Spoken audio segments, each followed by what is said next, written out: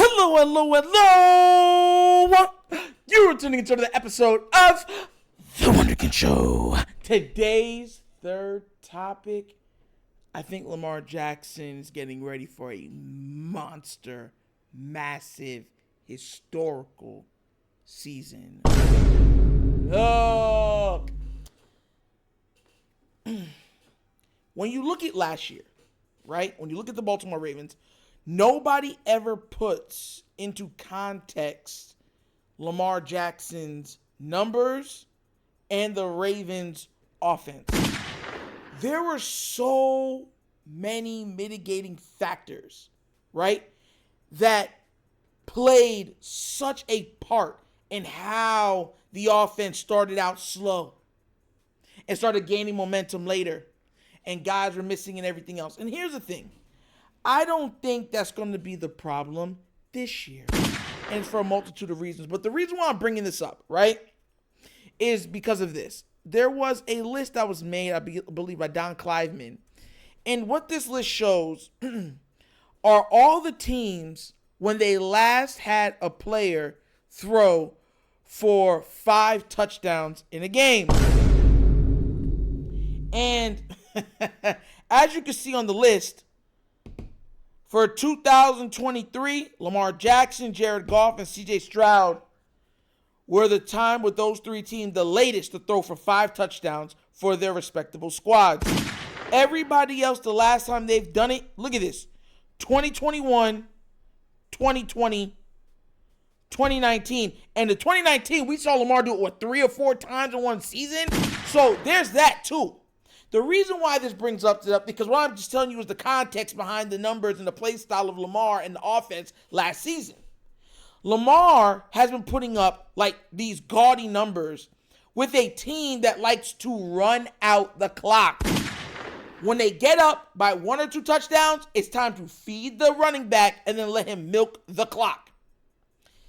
This season, even with Derrick Henry, I think there's going to be a lot more explosive plays. And if there's a lot more explosive plays, that means there's going to be a lot more passing touchdowns, a lot more high-scoring offenses, more historical statistics, and I think they will take that and carry that into the playoffs. Look at this list. Think about it. Like, I tell people this all the time. Lamar has some of the best statistics we've ever seen. It just gets overshadowed because he is such a monster at running or rushing the football. I'm talking about passing. Think about this. 5 touchdowns, multiple perfect passer rating games, the greatest performance of a quarterback with 400 plus passing yards. Man completed almost 90% of his passes. Like, come on now, bro. These are the things I'm talking about. And because of the added firepower of, let's say, a Derrick Henry, I think that this number goes up. Listen, I'm gonna make a declaration in this on this episode. I make a declaration that this year Lamar Jackson surpasses the Jackson 5 and Janet Jackson joins the fold, meaning the Jackson 6. I have a feeling this year he's going to go for 6 touchdowns in a game, and I don't even think that it's going to be a one-off. I think he's going to have more than 3 games this year where he has 5 or more touchdowns. I repeat. Now, a lot of y'all are going to say, well, we don't care. It's only about the playoffs. Make another declaration. Barring injury to him and Derrick Henry, I see this team going to the Super Bowl and putting up a offensive performance that will rival the Seattle Seahawks performance versus the Denver Broncos. Book it.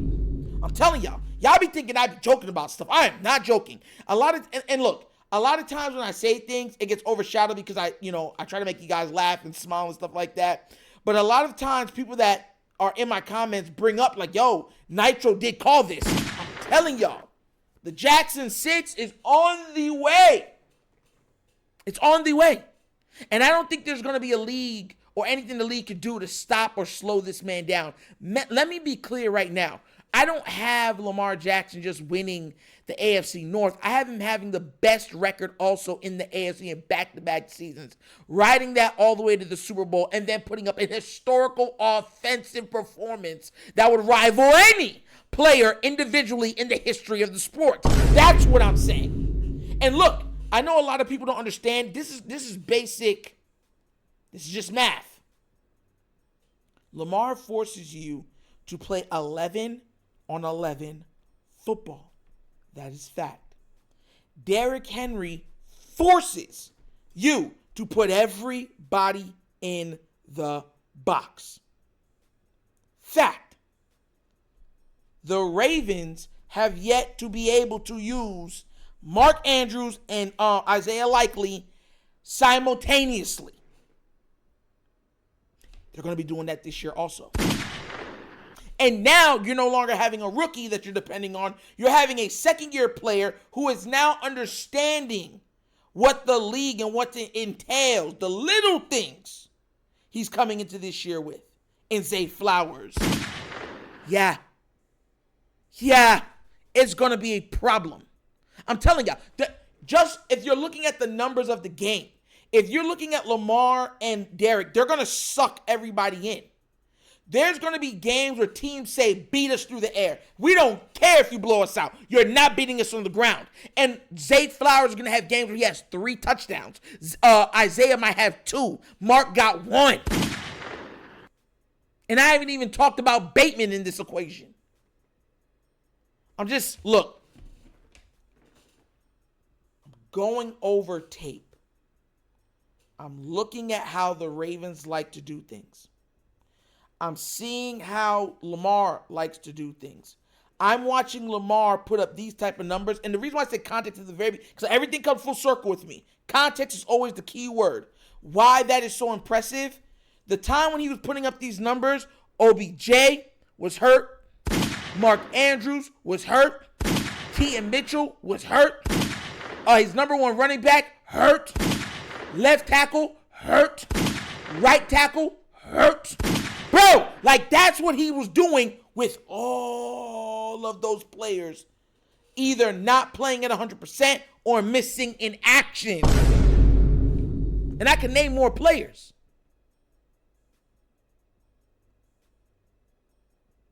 Because J.K. missed the whole year. Gus missed multiple games. Keaton missed half the season. What are we talking about here? Mark missed almost the whole season. What are we talking about here? These are the things. He was putting up those numbers with what? Imagine next year. Now on the offense, you have a player that literally forces teams to do certain things defensively. Forces guys to come down into the box. That means all Zay has to beat is one person. All Bateman has to beat is one person. All Isaiah Likely has to beat is one person. All Mark Andrews has to beat is one person. Why? Because of the 2 people behind the line of scrimmage on the Ravens' offensive side of the ball, meaning Lamar Jackson and Derrick Henry. I'm telling y'all, mark my words, this list is showing the last 5 passing touchdown performances for every team. The last time it's happened for all of them. You see where Lamar Jackson is on that list. He is the latest. Mark my words. He's going to surpass that number this season. Mark my words. But what do you guys think? Do you agree with me that he's in store and we're in store for a monster season and we're going to ride, Sally, ride that all the way to the Super Bowl? Let me know what you think down in the comment section because I'm telling y'all, okay, book it. All right? Barring injury to Lamar and Derrick Henry, book it. But as always, that's the episode of The Wunderkind Show. Thank you for watching. Y'all know how we get down. We have fun and we laugh. But everything we talk about rooted in what? facts and truth. Please do remember, like, subscribe, hit that notification bell, and holla at some people to join up on The Wunderkind Show. Tell them about the show. Tell them to subscribe. Tell them I got the goods. And if you would like to donate to this channel, help out with equipment and such stuff like that, bottom of the screen, QR code. QR code's to a Cash App. Cash App located in the description of every video that we do. Name of it is money sign The Wunderkind Show. Super easy. Well, once again, this is The Wunderkind Show. This is your host, Nitro, signing off. And as always, you know my slogan.